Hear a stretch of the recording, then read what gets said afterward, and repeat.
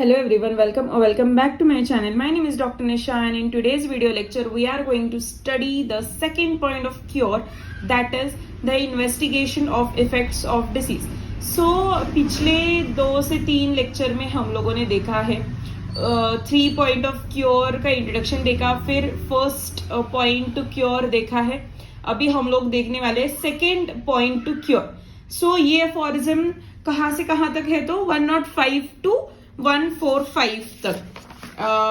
हाँ, आपने अगर ये देखा होगा तो देखो फर्स्ट पॉइंट ऑफ क्योर है 72 अफोरिज्म टू 104 अफोरिज्म तक, सेकेंड है 105 टू 145 और थर्ड है 146 टू 291. सो ये आपको ध्यान में रखना है और लिखना है, बिकॉज ईच ऑफ दिस अफोरिज्म्स के लिए आपको 1 मार्क्स मतलब गिरेंगे, मतलब आपका इम्प्रेसिव आंसर रहेगा. अगर आपने ये भी बराबर लिख दिए ना तो ऐसे मुझे सीनियर्स बोलते थे कि जो भी आपके पेपर चेक करने वाले रहते ना, तो वो मैम या फिर वो सर आपका पूरा आंसर रीड ही नहीं करते. तो है ना, अभी कभी भी ऐसे होता है ना, जल्दबाजी में हम लोग थोड़ा सा आंसर में मिस कर लेते हैं. सो है ना, वो सब कुछ ढक जाएगा इफ यू विल नो और if you will write this correctly.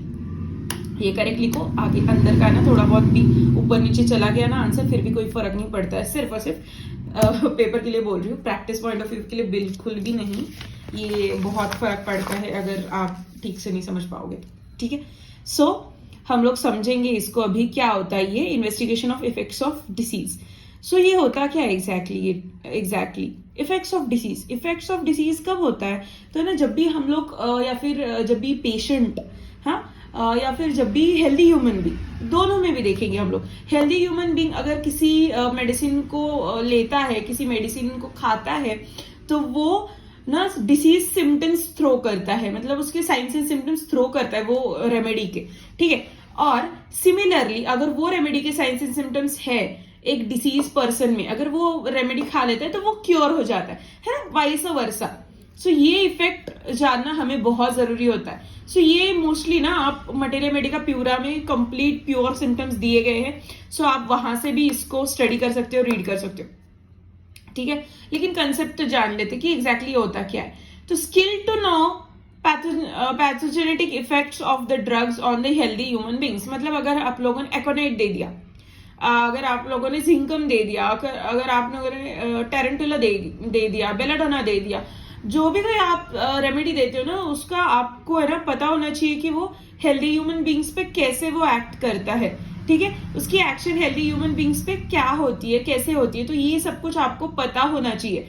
तो है ना, इसका नॉलेज एक होम्योपैथ को होना ही होना चाहिए. तो ये कहाँ से मिलेगा नॉलेज, जैसे कि मैंने आपको बहुत बार बोला है इस वीडियो में, पिछले वीडियो में, तो है ना materia medica pura written by R doctor Samuel Hahnemann sir. तो उन्होंने जो लिखा है तो वो वाले बुक से आपको ये सब नॉलेज मिल जाएगा. मैंने भी इतनी रीड नहीं की है वो बुक, लेकिन जितने भी मैंने वहां से रीड किए ना, उतना बहुत अच्छा दिया है वो सिम्टम.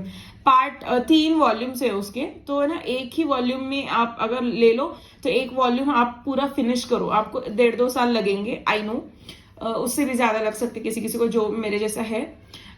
तो है ना, बहुत बार आपको वो रीड करना है. एक ही रेमेडी लो, 15 दिन, महीना, 2 महीना लगाओ, लेकिन वो परफेक्टली आप जान लो कि एग्जैक्टली वो होता क्या. ठीक है ना, knowledge of homeopathic medicine. So homeopathic medicine का नॉलेज होना चाहिए. मतलब क्या होना चाहिए कि है ना, अगर हेल्दी ह्यूमन बींग्स में आप लोगों ने दे दिया तो कैसे साइंस एंड सिम्टम्स प्रोड्यूस हो गए वो तो पता चल गया. अभी वो एग्जैक्टली होता क्या है, एक्चुअली ये ऊपर होना चाहिए, ये नीचे होना चाहिए, बट ठीक है. मेडिसिन ये एकोनाइट में क्या क्या साइंस एंड सिम्टम्स, एकोनाइट देने के बाद क्या प्रोड्यूस होता है, उससे पहले एकोनाइट क्या है एग्जैक्टली, तो वो हमें पता होना चाहिए. उसका सोर्स क्या है, वो कहाँ से आया है, वो कौन से किंगडम से है, कौन से ग्रुप से है, कौन से मायाजम बिलोंग करता है, क्या उसका हैबिटेट था, कैसे उसका ट्राइचुरेशन है, पोटेंटाइजेशन, ये सब कुछ उसकी एक बेसिक से बेसिक चीजें हमें पता होनी चाहिए. सो ये सारा का सारा बुक्स में दिया है. ठीक है, sources and all is given in JD Patil also, बहुत अच्छे से दिया है उस बुक में. एंड एनसाइक्लोपीडिया में तो बहुत ही अच्छा दिया. सो है ना, आपको अगर पढ़ना होगा डिटेल में ना. If any one of you are very curious to know कि ये सब कुछ कहाँ से वगैरह दिया जाता है, कहाँ से पढ़ सकते हैं हम लोग, so I am suggesting you the book is encyclopedia पहले तो, एंड दूसरा जेडी पाटिल का जो जेम्स मैथमेटिका है, from that also. It is given in the short, but आपको उतना ही नॉलेज बहुत हेल्पफुल रहेगा exam point of as well as viva point of view के लिए. अगर आपको और नॉलेज चाहिए तो you need to look upon the encyclopedia, वहां पे आपको डिटेल में नॉलेज मिल जाएगा. Fine. So knowledge of medicine, उसके साथ में किस चीज का नॉलेज होना चाहिए, तो प्रूविंग का नॉलेज होना चाहिए. हम लोग किस टाइप के प्रूविंग्स करते हैं, हाँ, किसको हम चूज करते हैं, तो वो उसका नॉलेज होना चाहिए. डायनामाइजेशन का नॉलेज होना चाहिए, ड्रग डायनामाइजेशन का नॉलेज होना चाहिए, पोटेंटाइजेशन का नॉलेज होना चाहिए, मतलब ना पोटेंसी सिलेक्शन का नॉलेज होना, डायनामाइजेशन, ट्राइचुरेशन, सक्शन, इस सब चीज का नॉलेज होना चाहिए. प्रूविंग मतलब प्रूवर कैसे सिलेक्ट करे, उसका क्या साइंस एंड सिम्टम्स है, उसके क्या रूल्स है, प्रूवर का क्या क्या डाइट होता है, ये सब कुछ, प्रूवर का ख्याल कैसे रखते हैं, प्रूवर के सिम्टम्स ओरिजिनल कौन से है, प्रूवर झूठ बोल रहा है या नहीं बोल रहा, परफेक्ट प्योर प्रूवर कौन है कौन नहीं है आज, वो पता होना चाहिए. So this knowledge one should must know. Then preparation of drug proving. So drug proving के लिए क्या क्या प्रिपरेशन लगती है, कैसे कैसे हम लोग प्रिपेयर करते हैं पेशेंट को, या सॉरी एक बंदे को, मतलब प्रिपेयर करना है उसको कि उसको प्रूवर बनाना है, तो हम लोग कैसे उसको पहले उसका कैसे जांच करते हैं, उसकी कैसे इन्वेस्टिगेशन होते हैं, उसको एक हेल्दी ह्यूमन बींग बोल के हम लोग कब बुलाएंगे, तो वो सारी चीजें हमें उसका नॉलेज होना चाहिए. सिलेक्शन ऑफ प्रूवर, इसका नॉलेज होना चाहिए, जैसे मैंने आपको बोला. ठीक है. ड्रग प्रूविंग में मतलब कैसे हम लोग इंट्रोड्यूस करेंगे मेडिसिन, कैसे हम लोग उसको डोसेस देंगे, किस डोज में देंगे, कब देंगे, रिपीटेशन कब रखेंगे, कैसे करेंगे, वो सब कुछ का नॉलेज होना चाहिए.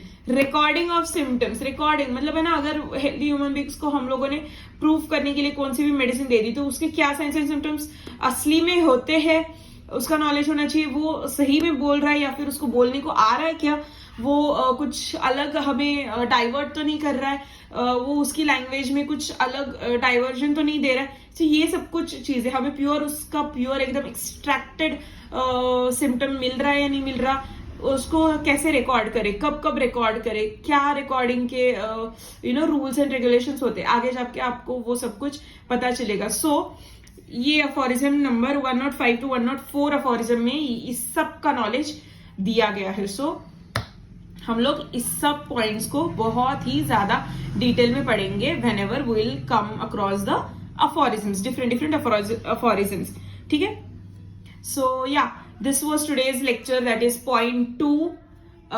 जो क्योर का पॉइंट 2 है, तो वो मैंने एक्सप्लेन किया है. I hope you understand the lecture, I hope you like this lecture. If do then do consider subscribing to my channel, and please like share कर देना. Till then bye, thank you.